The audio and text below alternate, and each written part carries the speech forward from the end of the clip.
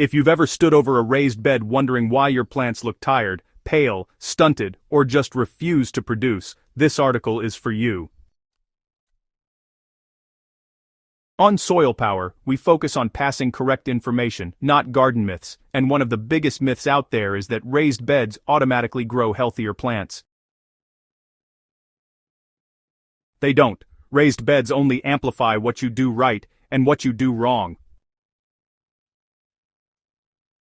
I've seen gardeners pour money into soil mixes, compost, fertilizers, and miracle products only to end up with weak plants and disappointing harvests. The truth is simple but uncomfortable. Most raised bed failures aren't caused by poor soil or bad seeds. They're caused by small but critical mistakes, especially around how we boost plant growth.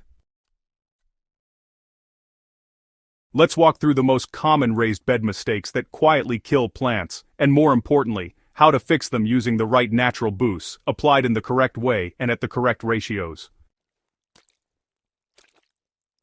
Raised beds are not just gardens lifted off the ground, they are contained ecosystems, and that changes everything. In open soil, excess nutrients can leach downward or spread outward. In a raised bed, whatever you add stays concentrated around the roots.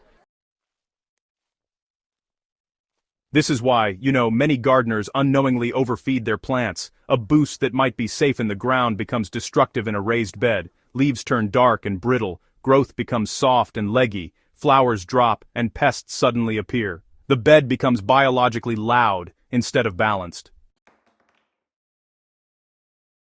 The fix starts with understanding that less input, applied correctly, always outperforms more input applied blindly. Raised beds thrive on precision, not abundance. One of the most dangerous assumptions in gardening is that if something is natural, it can't hurt plants. On Soilpower, we talk a lot about natural inputs, FPJs, compost extracts, fermented teas, but these are power tools, not gentle tonics. Fermented plant juice, or FPJ for example, is not actually a fertilizer, it's more of a growth signal. So, when you apply FPJ, you're basically telling the plant what phase to grow into. If you use the wrong plant material, the wrong dilution, or even the wrong timing, well, you end up sending the wrong message.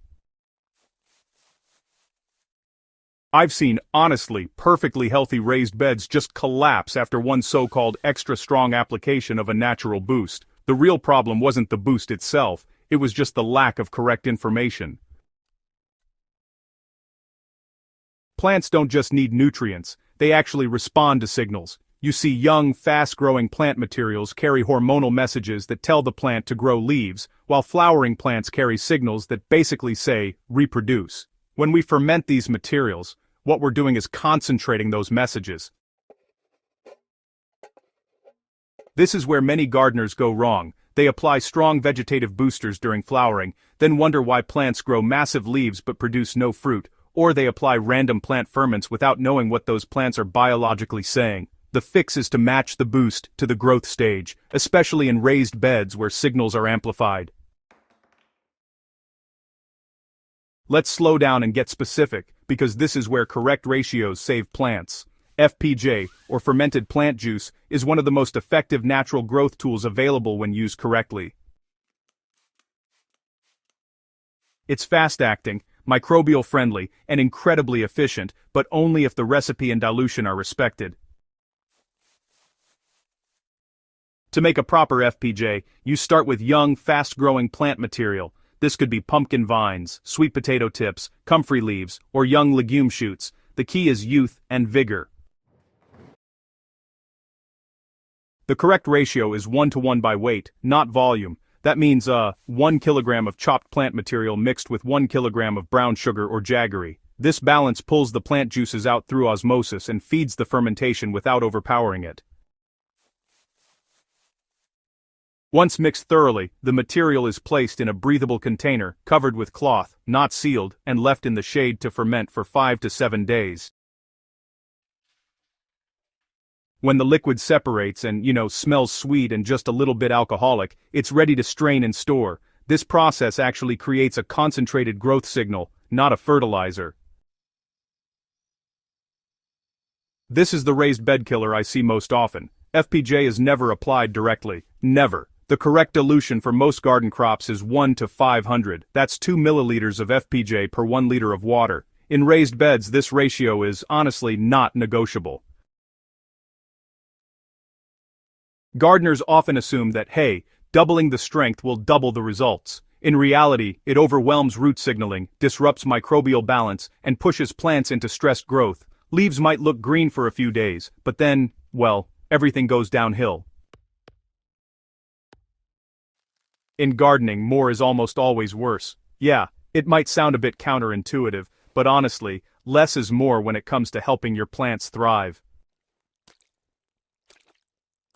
Application matters just as much as dilution. FPJ should be applied as a soil drench, not sprayed on leaves, especially for beginners. The goal is to feed the soil biology and let the roots receive the signal gradually. For a small raised bed, about 1 meter by 1 meter, you'll typically use around 5 liters of water per application. At a 1 to 500 ratio, that means just 10 milliliters of FPJ in the entire watering can. For medium beds, around 10 liters of water with 20 milliliters of FPJ is enough. Large beds, rarely need more than 30 milliliters per application. Apply in the early morning or evening, never under the hot sun, and never more than once every 7 to 10 days. Raised beds, honestly, respond better to rhythm than frequency. One of the most overlooked skills in gardening is, well, observation. Many gardeners, they just follow schedules instead of really reading their plants. Raised beds actually speak clearly if you listen. Healthy growth is steady, not explosive. Leaves should be a deep green but flexible, stems strong but not hollow, and internode spacing tight. When growth becomes too fast, too soft, or too leafy, it's a signal that the boost is just too strong or mistimed. On Soilpower, we emphasize responding, not reacting. If plants are thriving, don't add anything. If they slow down naturally, that's often normal, not a deficiency.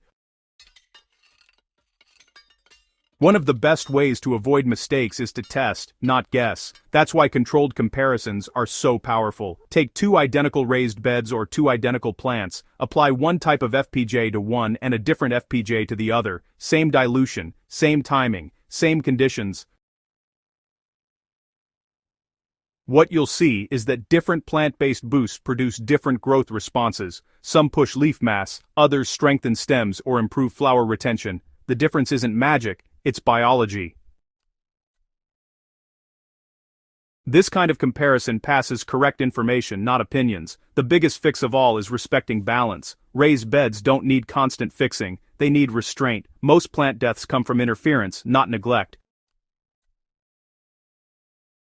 When you understand what a natural boost does, how strong it really is, and how raised beds amplify inputs, everything changes. You stop chasing problems and start guiding growth. You stop feeding blindly and start signaling intentionally, and suddenly, raised beds do what they were always meant to do: produce clean, healthy, abundant food.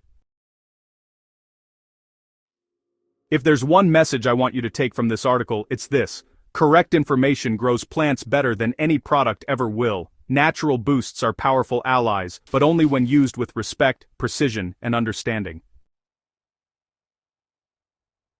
Raised beds don't forgive mistakes, but they reward good practice faster than any other system. If this article helped you see your garden differently, make sure to subscribe to the Soilpower YouTube channel, share this with a fellow gardener, and pass the correct information forward. That's how we grow stronger gardens and better gardeners together.